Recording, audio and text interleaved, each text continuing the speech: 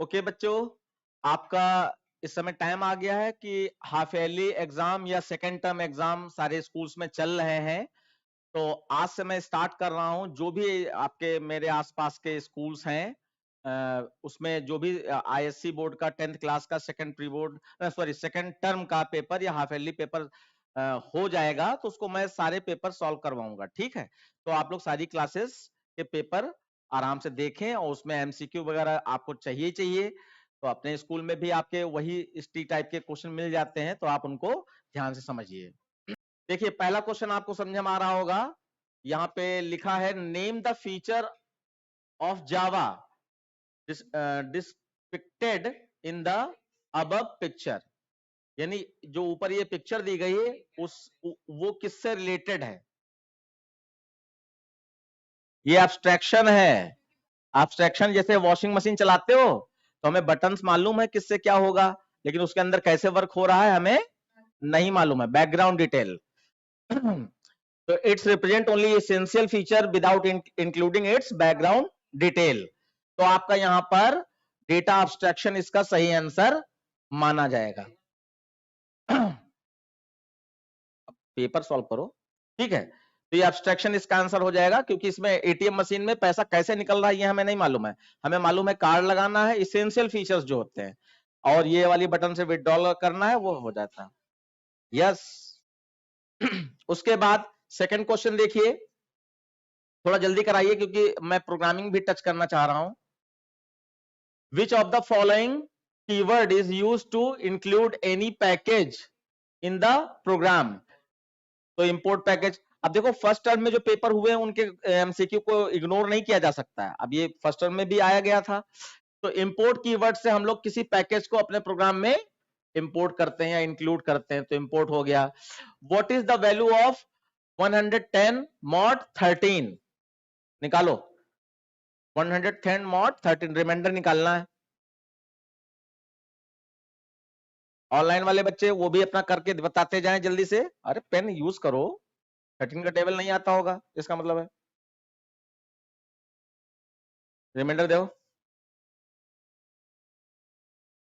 13 8 जा कितना होता है? 104। तो 104 और यहां 110 है, तो 110 माइनस 104 कितना आ गया? 6। तो रिमाइंडर आपका 6। ये ऑप्शन सही हो गया। Ternary operator is a conditional operator. Ternary operator का दूसरा नाम कंडीशनल ऑपरेटर होता है, सारे लोग बच्चे जानते हैं, ये मैंने खूब कायदे से आपको बताया है। उसके बाद नेक्स्ट क्वेश्चन देखिए, when object of its class is converted into corresponding primitive data type it is called। यानी कोई ऑब्जेक्ट जो है अपनी करस्पॉन्डिंग यानी अपने से संबंधित प्रिमिटिव डेटा टाइप में कन्वर्ट करवाया जाए, तो उसको बॉक्सिंग कहते हैं, अनबॉक्सिंग कहते हैं, क्या कहते हैं? जल्दी से बताओ।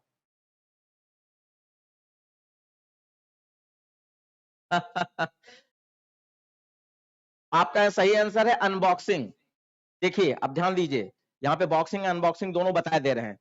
देखो बच्चों, ध्यान से सुनो, जितने भी प्रिमिटिव डेटा टाइप होते हैं सबकी रैपर क्लास होती है, पता है ये चीज? नहीं पता? जैसे आईएनटी की रैपर क्लास इंटीजर, फ्लोट की रैपर क्लास फ्लोट, एफ बड़ा हो जाएगा, डबल की रैपर क्लास डबल, डी बड़ा हो जाएगा। तो जो क्लास होती है उसके आगे कोई भी वेरिएबल का नाम देते हैं तो वो क्या माना जाता है? उस क्लास का ऑब्जेक्ट माना जाता है। तो किसी प्रिमिटिव डेटा टाइप की वैल्यू को ऑब्जेक्ट में कन्वर्ट करना बॉक्सिंग कहलाता है। एग्जाम्पल के तौर पर, मैं वैसे देता नहीं एग्जाम्पल, लेकिन यहां पर क्योंकि ये टर्म आप लोगों के लिए नया है इसलिए मैं थोड़ा सा बता देना चाह रहा हूं। देखो, जैसे आपने आईएनटी ए इक्वल टू 5 लिख रखा है, ठीक है, तो ये आपका primitive data type integer use किया जा रहा है। अब अगर हम ये वाला सिंटेक्स लिखें, इंटीजर इंटीजर और मान लीजिए ओबी लिख दें, ऑब्जेक्ट का नाम कुछ भी दे सकते हैं, तो हमने ओबी दे दिया, ओबी इज इक्वल टू ए कर दें, तो ए एक प्रिमिटिव डेटा टाइप था। ध्यान सुन लो, बाकी सब खेल चलता रहेगा। ए एक प्रिमिटिव डेटा टाइप था और इसको हमने इसकी रैपर क्लास के ऑब्जेक्ट में कन्वर्ट किया, तो इसको हम लोग बॉक्सिंग कहते हैं, बॉक्सिंग। और इसका उल्टा अनबॉक्सिंग, इसका उल्टा अनबॉक्सिंग। यानी कि अगर ऐसे होता इंटीजर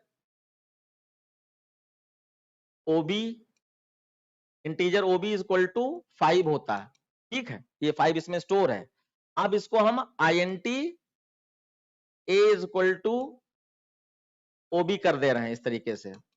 ये हो सकता है एग्जैक्ट सिंटेक्स और भी थोड़ा बढ़ाना पड़े, हम मीनिंग समझाना चाह रहे हैं।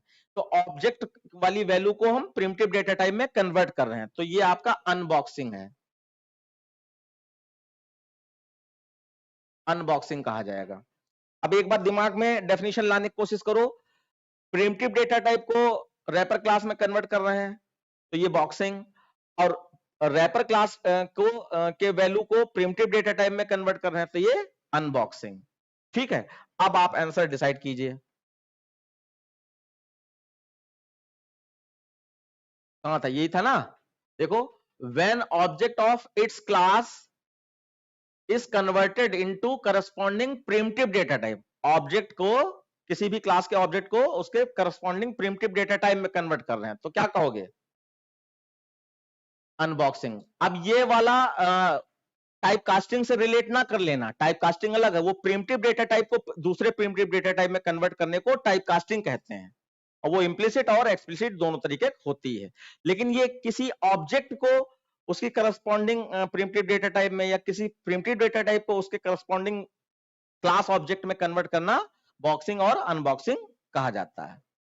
ये पॉइंट याद रखिएगा, इंपॉर्टेंट था, और ये हर सैंपल पेपर में दे रहे हैं।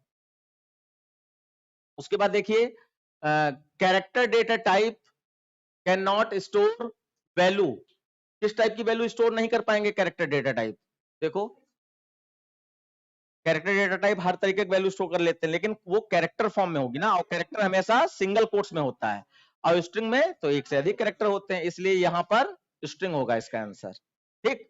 उसके बाद the default value of all reference data type, reference data type मतलब नॉन प्रिमिटिव डेटा टाइप की बात है। नॉन प्रिमिटिव डेटा टाइप में कौन आता है, एरे, स्ट्रिंग, ऑब्जेक्ट। तो ऑब्जेक्ट में या स्ट्रिंग की नल वैल्यू क्या हो सकती है, नल होती है, तो यहां पर नल होगा, याद रखना भैया, इंपॉर्टेंट है ये।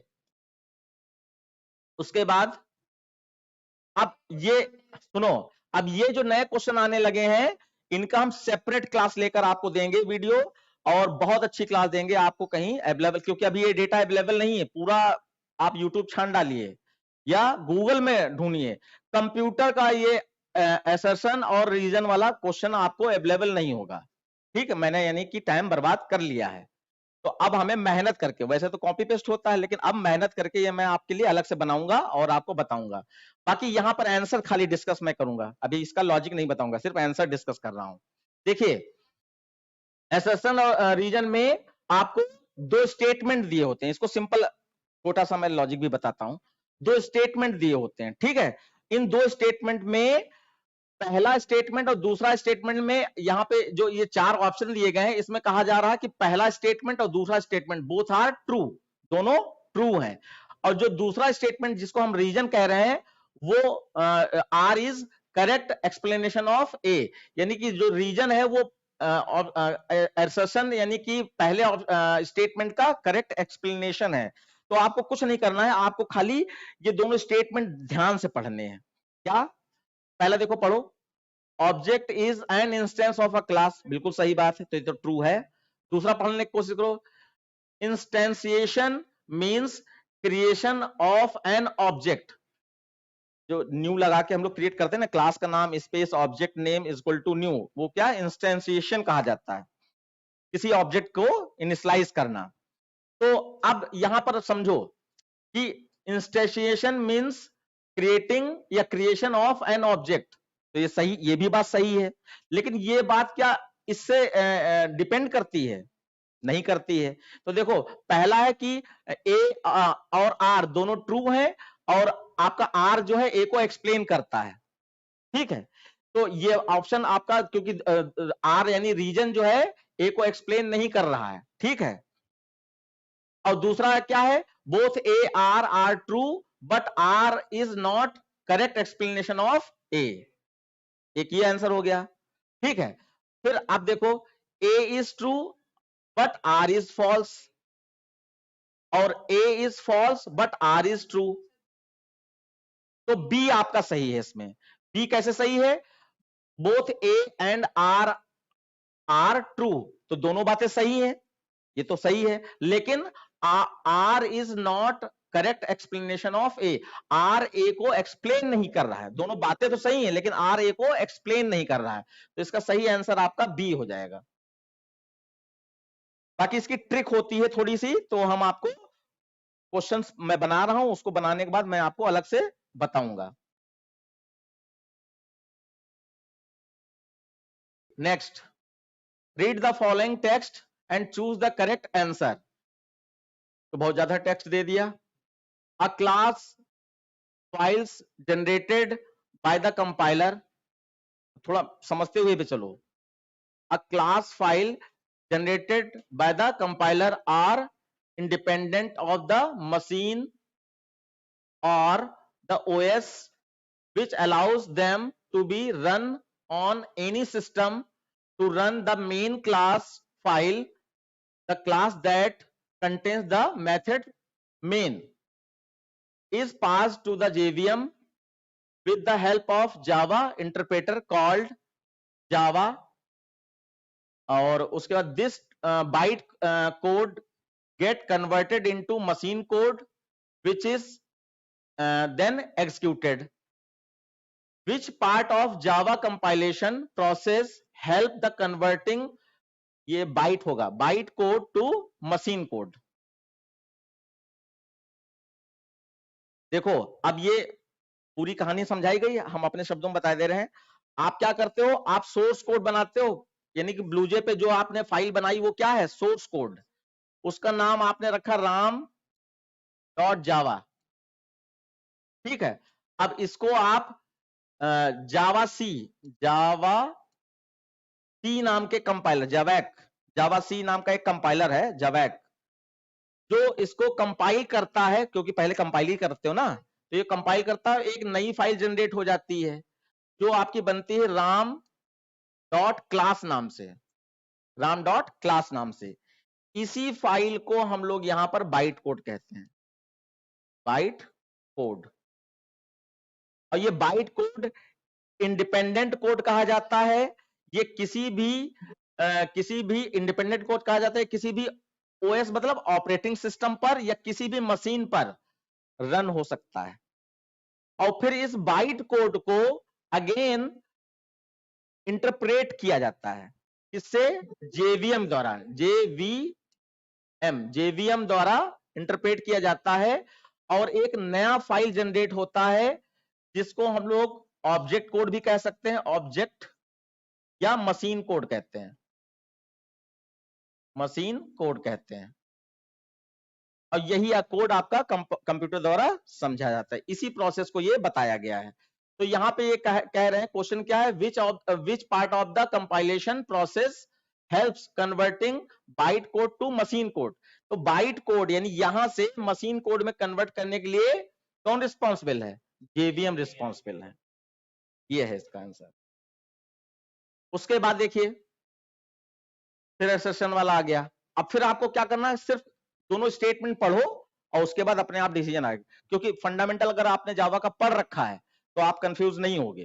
देखो, a while loop can contain any other type of loop and even a decisional like if और इफ एल्स। व्हाइल लूप में कोई दूसरा लूप भी लाया जा सकता है, जैसे फॉर और डू व्हाइल नेस्टेड लूप बनाओ अगर, और व्हाइल लूप के अंदर इफ और इफ एल्स वगैरह भी रखा जा सकता है। बिल्कुल सही बात है, कोई दिक्कत नहीं इसमें। फिर दूसरा देखो, a nested loop content only while loop, तो ये बात गलत है। नेस्टेड लूप में सिर्फ व्हाइल लूप ही आएगा, ये बात गलत है। तो यहां पर हमारा सीधा सीधा स्टेटमेंट ये बन रहा है कि A is true but R is false. तो ये बिल्कुल टफ नहीं है, अगर आपको ये मीनिंग निकाल लिया आपने तो ये टफ नहीं है, लेकिन हम अलग से डेटा इसका बना के आपको दिखाएंगे। उसके बाद बस इतने थे। अच्छा, अब ये जावा एक्सप्रेशन लिखनी है तो मैं जो अपनी तरफ से कर सकता हूं फटाफट बता रहा हूं आपको। जैसे ई की पावर कभी भी दिखा दी जाए तो मैट डॉट पाव ना समझना, math dot e exp function, small e की पावर EXP एक्सपोनेंट के लिए, तो यहां पर इसको आप कह सकते हो, नहीं स्मॉल ई के लिए कह रहा हूं, बाकी सारी जितनी पावर होती है मैथ डॉट पावर ही लगेगा। तो यहां अब इसके लिए आप लिख सकते हो मैथ डॉट पाव, सॉरी पाव नहीं, मैथ डॉट EXP ब्रैकेट में x प्लस 2 इंटू वाई, बस कंप्लीट, ये स्टेटमेंट लिखा जाए। हा? ना ना ना, ई का मतलब ही EXP है और उसकी पावर को ब्रैकेट में लिख दिया जाता है बस। फिर दूसरा आप देखो, यहां पे एक्सप्लेनेशन क्योंकि पूरा ही हो जाए तो ज्यादा अच्छा है। दूसरे में यहाँ पे वैल्यू निकालनी है, थोड़ा सा साथ देते रहिएगा। और देखो ए की वैल्यू यहाँ पे क्या है, -2, तो यहाँ पर यहीं से स्टार्ट करना है आपको, यानी -2 इंटू, और ब्रैकेट तुरंत हमने कहा था गोल वाला ब्रैकेट स्टार्ट कर दो जहां पे इक्वल साइन आता है, इसको सॉल्व करने का तरीका बताया था। और फिर आपका ए माइनस माइनस है, तो ए की वैल्यू क्या है, -2 है, और -2 को पोस्ट इंक्रीमेंट डिक्रीमेंट करेंगे तो -2 ही रहेगा, क्योंकि पोस्ट में चेंज नहीं होता है, वही वैल्यू रहती है। लेकिन जो चेंज स्टेटमेंट होगा वो यहां पे जाएगा, ये दूसरा जो ए है यहां पे जाएगा। तो देखो क्या हुआ आपका, यहां पे -2 हो गया, उसके बाद प्लस बी प्लस प्लस, तो बी प्लस प्लस, तो बी की वैल्यू क्या है आपकी 1 है, और ये भी पोस्ट कह रही है, इसका मतलब 1 ही बनाए रखो। लेकिन ये प्लस प्लस से 2 हो चुका है, और ये -2 से कितना हो चुका है, माइनस माइनस, नहीं यार माइनस माइनस कर रहे हैं तो -2 से -3 हो जाएगा। हाँ तो -3 अभी आएगा यहां पर, तो उसके बाद अब यहां आए तो प्लस लगा, प्लस और फिर प्लस प्लस बी, तो प्लस प्लस बी, अब बी की वैल्यू यहां पे कितनी थी, आपकी 1 थी हमारी, और प्लस प्लस होकर कितनी हो चुकी है 2, तो यहां पर 2 पहुंचेगी, और 2 से प्री इंक्रीमेंट कर रहे हैं तो 2 से कितने हो जाएगा 3, फिर माइनस, और ये ए की वैल्यू यहां पे आपका -2 यूज की गई थी, और माइनस माइनस होने से -3 हो जाएगी, तो यहां -3। अब इसको सॉल्व करना है आपको। अब देखो पहले ब्रैकेट सॉल्व करेंगे, तो ब्रैकेट सॉल्व करो तो देखो माइनस माइनस कितना हो जाएगा, प्लस, यानी कि -2 इंटू -2 प्लस 1 प्लस 3 प्लस 3, ये हो जाएगा ना। अब 3 प्लस 3 कितना, 3 प्लस 3 प्लस 1 कितना हो जाएगा 6, 7, 7, और 7 -2 कर देंगे कितना हो जाएगा 5 इंटू -2, और -2 से 5 को करोगे -10, इसका आंसर आपका -10 हो गया। तुम तो 10 बता रहे थे, हाँ तो ध्यान रखो ना, या समझ में आ गया ना, तो -10 आ जाएगा इसका आंसर।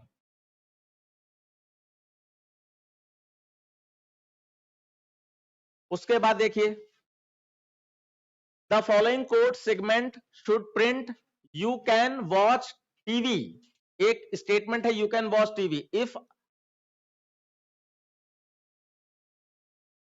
हाँ, if either you have done your homework, या और भी आगे है होमवर्क, और done your laundry, however the code has error, fix the code so that it compiles and run correctly। अच्छा चलो, हमें इससे मतलब नहीं, हम देखेंगे जो लिखा है इससे क्या आएगा, इस पे ध्यान दो थोड़ा सा। तो देखो SW में ट्रू है और LA में फॉल्स है, और ये बीच में और लगा है, तो और का मतलब होता है कि कोई एक चल जाए, तो आपका ये ट्रू चल जाएगा, और ट्रू चल जाएगा तो ये प्रिंट हो जाएगा यू कैन नॉट वॉच। क्या चीज,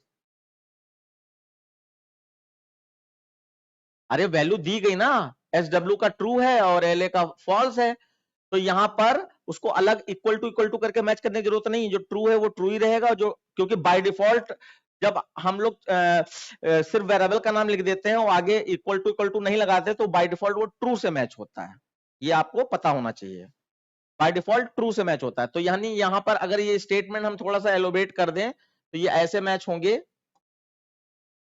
ये if SW is equal to true, बच्चों देखो SW is equal to true, और sign LA is equal to true, ये मैच किया जा रहा है, वो शॉर्टकट तरीका है लिखने का, और ये फुल फॉर्म है। अब यहाँ पे करेक्ट द कोड कहा गया है, ठीक है। तो देखो यहाँ पे SW में ट्रू है और ट्रू ट्रू मैच कर जाएगा तो कंडीशन ट्रू हो जाएगी। अब यहाँ पे हमें क्या करना है, यहाँ पे हमें सिर्फ कैन नॉट हटाना है और ये क्या है, यू कैन लिखना है, यानी कि चेंजेस में सिर्फ हम यहाँ पर कैन नॉट में कैन कर देंगे, can can you can watch TV, क्योंकि दोनों में से कोई एक कंडीशन ट्रू हो जाए तो आपकी कंडीशन चल जानी है। और नहीं यार, और कंडीशन लगी ना, तो कोई में से एक ट्रू हो जाए। अब एक एरर, क्योंकि करेक्ट करने के लिए कहा ना, तो ये भी ध्यान देना होगा, ये एफ जो है स्मॉल कर देना, एफ स्मॉल कर देना, ये भी आपको करेक्शन करना पड़ेगा। और बाकी ये कैन नॉट की जगह पे सिर्फ कैन कर दो, अभी फिलहाल यही हमारे हिसाब से सही है, क्योंकि हमारा मैसेज ये आना चाहिए। चलो आगे देखते हैं। How many times will the following loop execute, तो लूप आपका ये दिया गया है, एक बार देख लेंगे।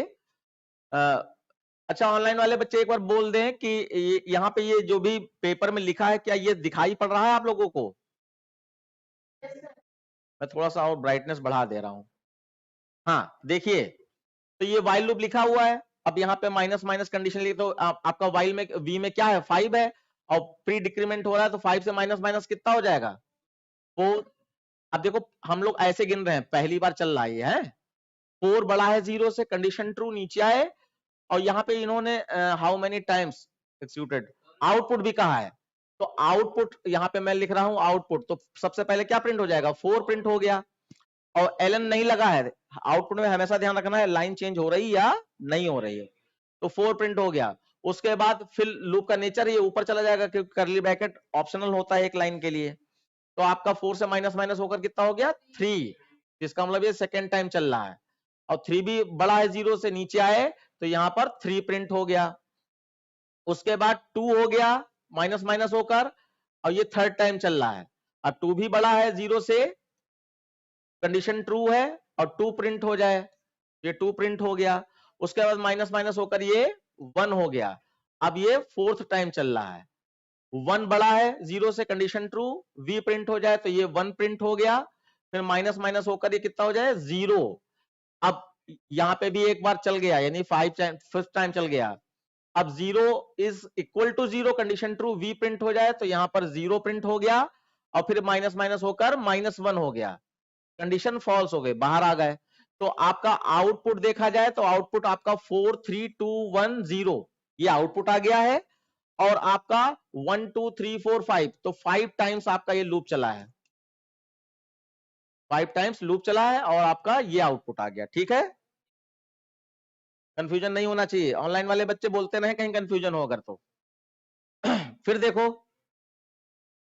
Laura executes the following program segment and the answer displayed is 0, ये प्रोग्राम नीचे लिखा है, तो ये कह रहे हैं कि ये बच्ची जो है ये प्रोग्राम को एग्जीक्यूट करा रही है, जिसमें आंसर डिस्प्लेड इज 0, और फिर ये क्या लिखा है, irrespective of any non-zero value are given, name the error, how the program can be modified to get the correct answer। पहले इसका मीनिंग बताओ, पढ़ो मीनिंग बताओ।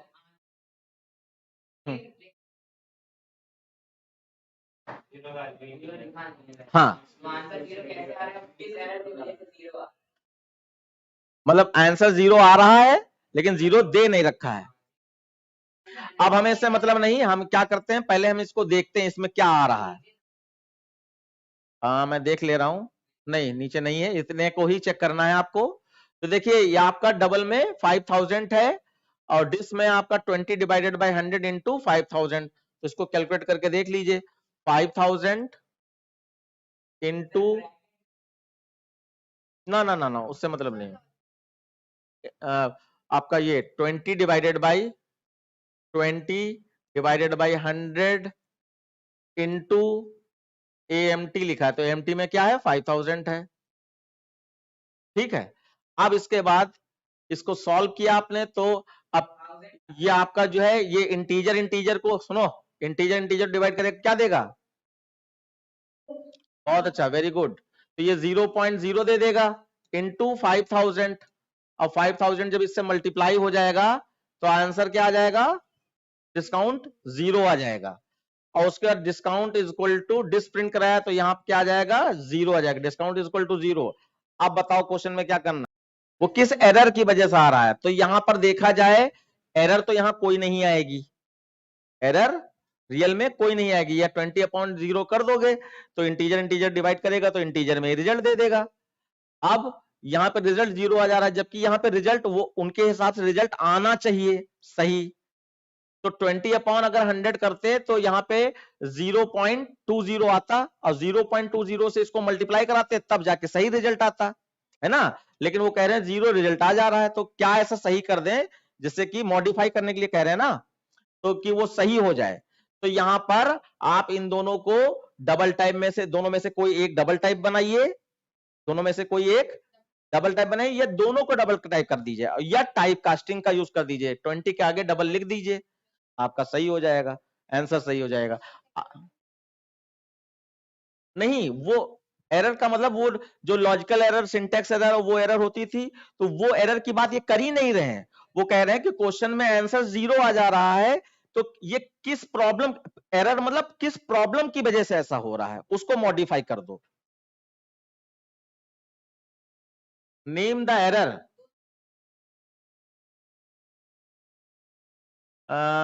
तो इसको अगर आप एरर का नाम देना चाहो तो देखो, याद करो, अगर प्रोग्राम अगर प्रोग्राम कंपाइल ही नहीं हुआ, फंडामेंटल याद करो तो याद आ जाएगा। अगर प्रोग्राम कंपाइल ही नहीं हुआ तो सिंटैक्स एरर, ये प्रोग्राम कंपाइल हो जाएगा।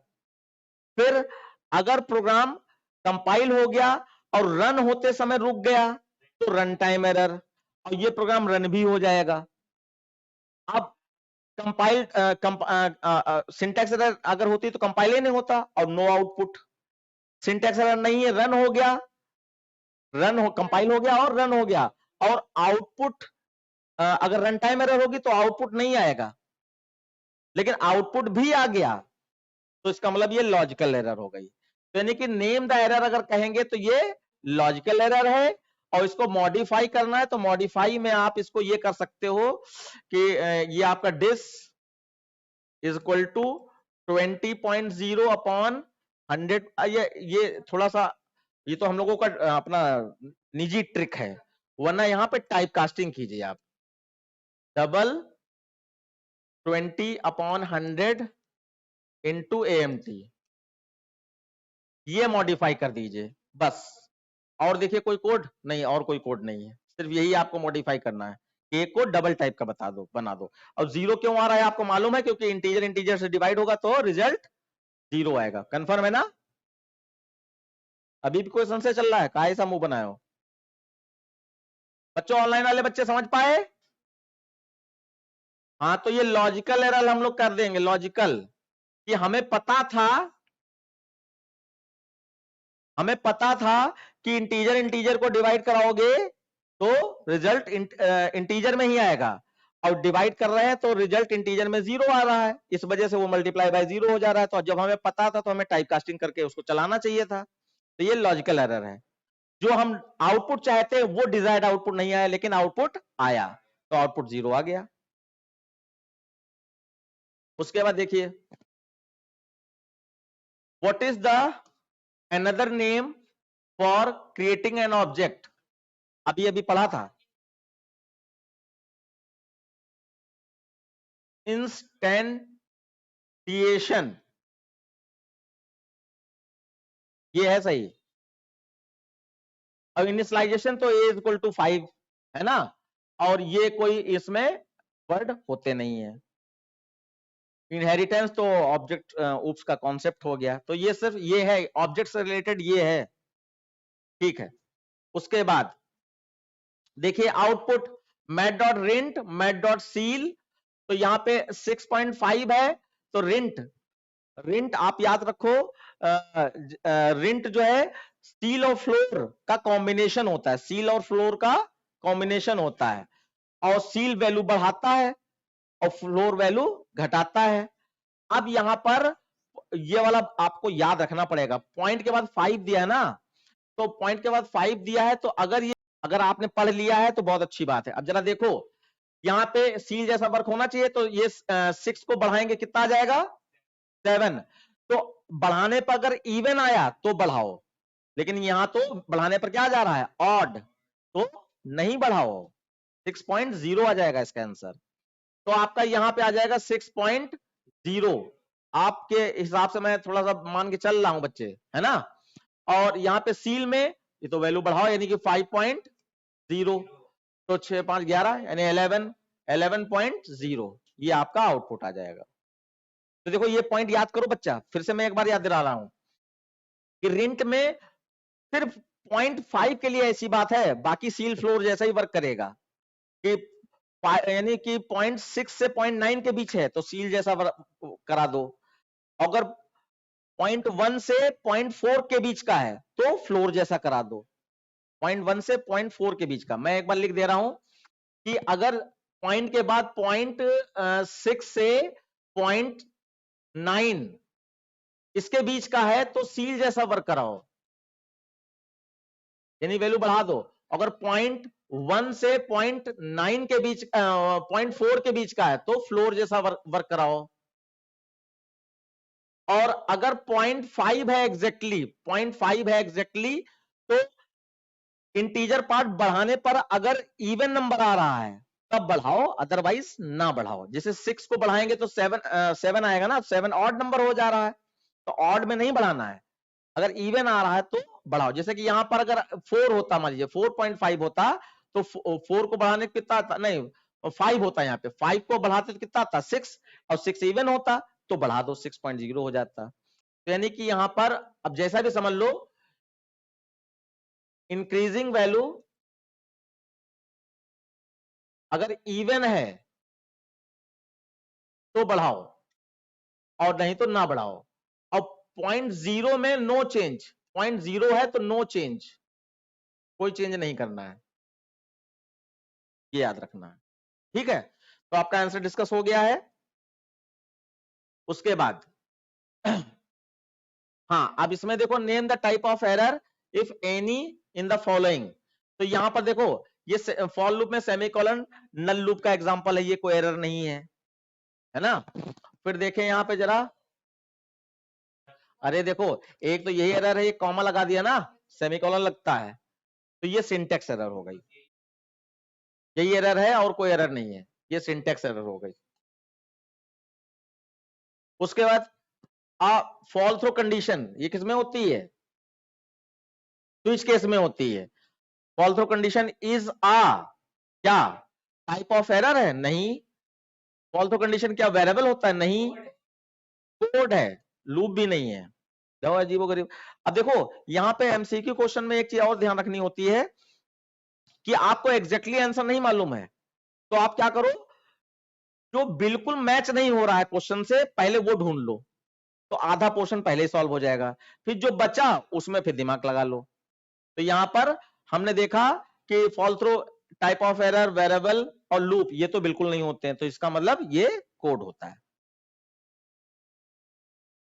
उसके बाद द ब्रेक स्टेटमेंट, तो ब्रेक स्टेटमेंट नॉर्मली आपका स्विच करंट फ्लो को ब्रेक करके आउटसाइड ऑफ द लूप या स्विच केस निकाल देता है। देखो कौन सा सही है,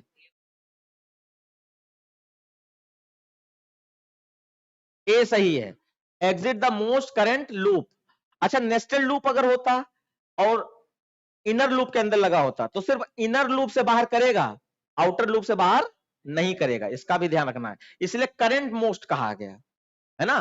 तो ए ऑप्शन सही है। तो state the type of loop in the given program segment. अब यहां पर 5 से लूप चलाया आपने और नॉट इक्वल टू 0 कर रहे हो, और 5 को -2 कर रहे हो, तो -2 अगर 5 से करते जाओगे तो कभी 0 आएगा।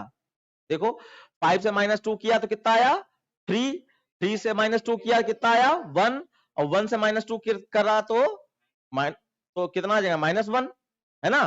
तो यानी 0 तो हुआ ही नहीं, तो 0 नहीं हुआ तो इसका मतलब ये हमेशा चलता रहेगा, हमेशा चलता रहेगा। तो अब बराबर जब तक 0 आ जाता तो फॉल्स हो जाता, और जीरो आए ही नहीं, तो इसलिए ये चलता ही रहेगा, तो इसके लिए ये इनफाइनाइट लूप कहा जाएगा। बाकी ये सिंटेक्स एरर भी है, देखो सेमीकोलन नहीं है यहाँ पर, है ना, लेकिन एरर पूछी नहीं गई है, तो ये इनफाइनाइट लूप माना जाएगा।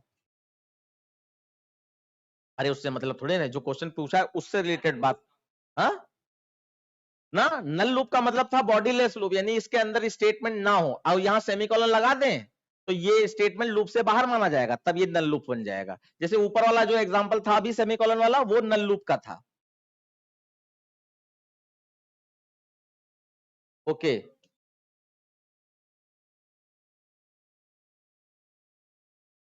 नहीं, लूप में ये सेमीकोलन लगने का मतलब है कि लूप के अंदर जो स्टेटमेंट आपको ये एसोपिलन आई दिखाई पड़ रहा है, ये लूप का हिस्सा नहीं है, यानी लूप पूरा चलाओ, यानी आई में 1 था, 1 2 से छोटा है, तो यहां नीचे नहीं उतरेगा, यहीं से सीधे आई प्लस प्लस पे चला जाएगा, और ये 2 हो गया, 2 2 के बराबर है, फिर नीचे नहीं उतरेगा, सीधे आई प्लस प्लस होकर 3 हो जाएगा, और 3 2 से छोटा बराबर नहीं है, तो लूप से बाहर हुआ, जब बाहर होगा तब आएगा, वो आई प्रिंट कराएगा, वो आई में आपका 3 प्रिंट हो जाएगा।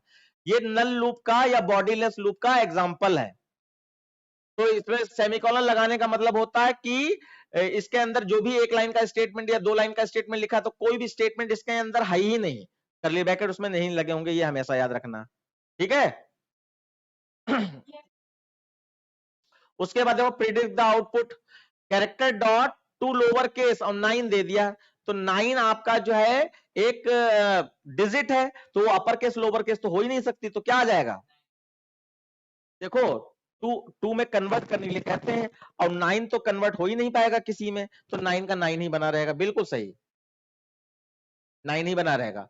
विच of the following is a valid choice value in switch case, तो देखो स्विच केस में कैरेक्टर वैल्यू चेक होती है, स्विच केस में इंटीजर वैल्यू भी चेक होती है, और हाँ? तो लॉन्ग भी तो चेक होती है, इंटीजर का ही पार्ट लॉन्ग होता है, तो कैरेक्टर और इंटीजर वैल्यू, इंटीजर के 4 टाइप हैं, बाइट, शॉर्ट, इंट, लॉन्ग, इन चारों में से कोई भी होगा वो सब स्विच केस में चेक होगा, तो आपका कैर और लॉन्ग ये दोनों सही है, तो कौन सा ऑप्शन जा रहा है, डी वाला, 1 एंड 2। उसके बाद अब जरा जल्दी से देख लेंगे, यहां पर टाइप कास्टिंग हो रही है एक्सप्लिसिट वाली, तो इसमें कितना निकाल देगा, 25 निकाल देगा, और ये कौन सी टाइप कास्टिंग है, एक्सप्लिसिट, जहां कहीं भी गोल वाले ब्रैकेट के अंदर डेटा टाइप मिल जाए समझो वो एक्सप्लिसिट टाइप कास्टिंग है, तो ये आपका example of explicit type casting. उसके बाद predict the output of the following, तो यहां पर ये बोर्ड का क्वेश्चन है, तो ये दोनों स्ट्रिंग में है, और इंटीजर डॉट पास एंटी क्या करता है, किसी भी स्ट्रिंग में स्टोर्ड न्यूमेरिक वैल्यू को नंबर फॉर्म में कन्वर्ट कर देता है, तो ये आपका 20 जो है न्यूमेरिक फॉर्म में इंटीजर में कन्वर्ट हो जाएगा, और ऐसे ही सेम काम वैल्यू ऑफ भी करता है, इंटीजर डॉट वैल्यू ऑफ किसी भी स्ट्रिंग न्यूमेरिक वैल्यू को नंबर फॉर्म में कन्वर्ट कर देगा, और ये आपका 23 इसमें आ जाएगा न्यूमेरिक वैल्यू के रूप में। अब इसमें डबल कोट्स में स्पेस नहीं है, तो आपका यहां पर अगर स्पेस है, देखो यहां पर हमारे हिसाब से स्पेस नहीं है, तो यहां पर ये आपका प्रिंट हो जाएगा, क्योंकि डबल कोट्स क्या करेगा, कॉन्कैट करवा देगा, कॉन्कैट मतलब ज्वाइन, अगर ये डबल कोट्स ना डाला गया होता तो जोड़ देता, ये ऐड कर देता, 20 और 23 जोड़ देता, तो 43 आ जाता आपका।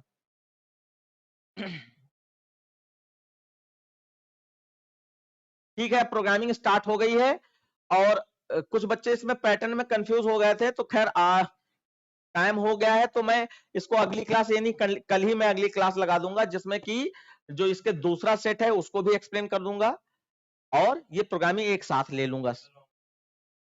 ये ऑनलाइन ऑफलाइन दोनों क्लास होगी, जो ऑनलाइन ऑफलाइन आकर यहाँ बैठ सकते हैं बहुत अच्छी बात है, नहीं तो ऑनलाइन में करा देंगे। कल किसी का कोई पेपर वेपर तो नहीं है, अभी बच्चे जाएंगे नहीं, मैं इसको क्लास को रोक रहा हूँ, और अभी आपसे टाइमिंग डिस्कस कर ले रहा हूँ।